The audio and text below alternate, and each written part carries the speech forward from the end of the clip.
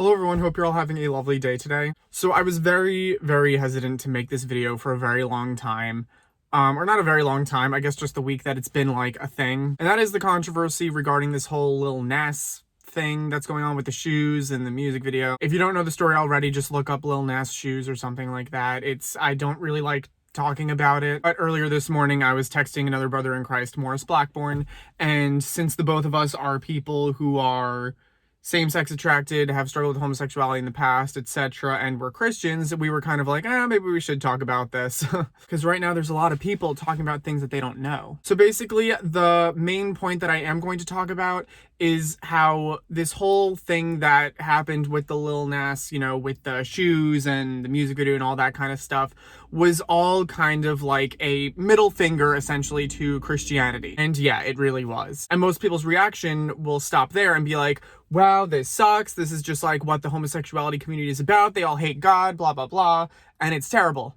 But if you've seen his posts and his tweets and stuff like that, and the why he did this, essentially, how he got to this point, because he's been told his entire life, apparently, that he can't be saved, that God hates him, the church rejecting him, all that kind of stuff. And I know for a fact that that life story is something that is seen among a lot of people in the homosexual, LGBTQ, whatever community. And it makes me so just upset because these people have gotten to this point because of Christians, I don't know. It is not our job to tell people that they can't be saved. Jesus died for sin, and homosexuality is not excluded from that. But for whatever reason, that's the sin that people choose to just harp on. And like I said, I've compared it to bullying in the past. Those are the kinds of people who get bullied in middle school and high school. I'm actually very relieved, I want to say, because I've seen really big channels like Chelsea Bedell, like Renee Rowland, talking about this and specifically mentioning how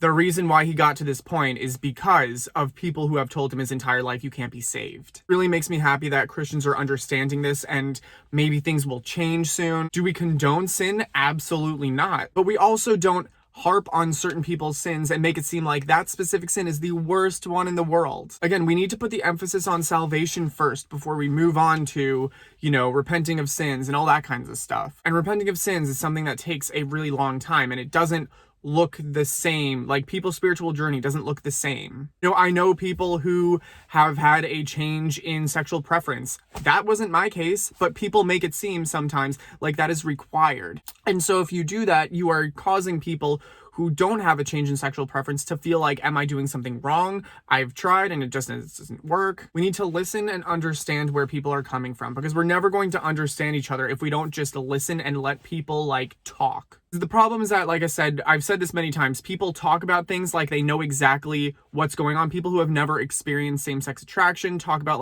oh, well, this person was, they're straight now, so therefore everyone can, right? Unfortunately, it just perpetuates this cycle of misinformation, which gets us nowhere. Again, because I have to say this for, I think, every video. Do we condone sin? No. But do we condemn people? No. So I hope today's video helped whoever needed to hear this. This wasn't really a advice video as much as it was just kind of giving him my 2 cents on this. So if you liked today's video, make sure to give it a like and hit the subscribe button. If you ever have any comments, questions, or concerns, do not hesitate to leave me a comment down below or shoot me an email. Same with prayer requests. And as always, have a lovely rest of your day and God bless.